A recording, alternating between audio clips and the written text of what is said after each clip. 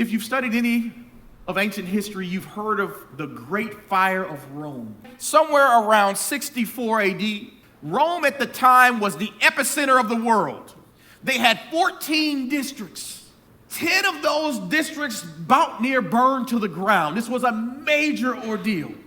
And the emperor at that time was named Nero. And Nero blamed Christians for the fire. There is a historian by the name of Cornelius Tacitus.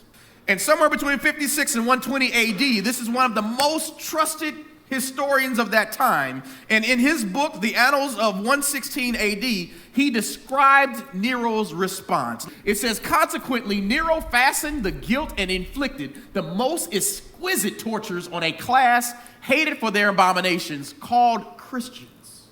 Christus, from whom the name had its origin, suffered the extreme penalty during the reign of Tiberius. I want you to remember that. The extreme penalty during the reign of Tiberius, at the hands of one of our procurators, Pontius Pilatus.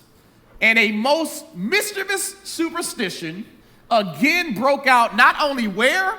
In Judea. And then it says, even in Rome, where all things hideous and shameful from every part of the world find their center and become popular.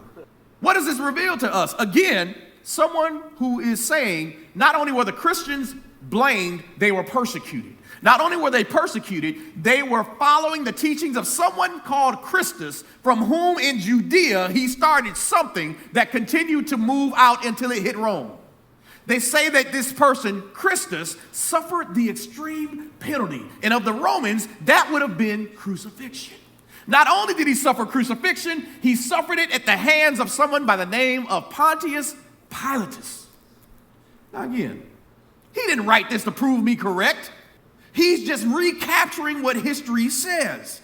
And in Matthew 27, verse 24 to 26, it says, when Pilate saw that he was getting nowhere, but instead an uproar was starting, he took water and washed his hands in front of the crowd. He said, I am innocent of this man's blood. It is your responsibility.